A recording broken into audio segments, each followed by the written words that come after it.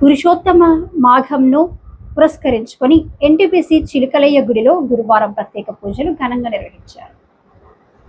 చిలుకలయ్య గుడి ఆవరణలోని శ్రీ సీతారామచంద్ర స్వామి ఆలయంలో గురువారం వేద పండితుల మంత్రోచ్చరణల మధ్య జరిగిన ఆధ్యాత్మిక కార్యక్రమం అందరినీ భక్తితో పరవశింపజేసింది. లక్ష పూలు లక్ష పండ్లతో స్వామివారికి విశేష అభిషేకాలు, ప్రత్యేక పూజా కార్యక్రమాలు నిర్వహించారు. భక్తులు భారీ సంఖ్యలో తరలివచ్చే స్వామి వారిని దర్శించుకుని భక్తి భావంతో పులకించారు. జై శ్రీరామ్ నినాదంతో భక్తి సంగీతంతో ఆలయం అంతా ఆధ్యాత్మిక శోభను సంతరించుకుంది.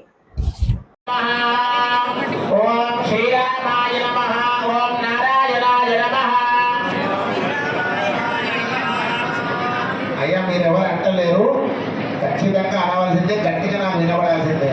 ఓం నారాయణాయ నమః, ఓం శ్రీరామాయ నమః, ఓం మాధవాయ నమః, ఓం శ్రీరామాయ నమః, ఓం గోవిందాయ నమః, ఓం శ్రీరామాయ నమః, ఓం విష్ణవే నమః, ఓం శ్రీరామాయ నమః, ఓం మధుసూదనాయ నమః, ఓం శ్రీరామాయ నమః, ఓం త్రివిక్రమాయ నమః, ఓం శ్రీరామాయ నమః. ఎందుకంటే ఒకసారి ఏకాదశి ఈ రోజు పాటించాలా, ముందు రోజు పాటించాలా, ఎప్పుడు పాటించాలనేటువంటి సందేహం చాలా మంది. బోలో రామచంద్ర భగవానికి.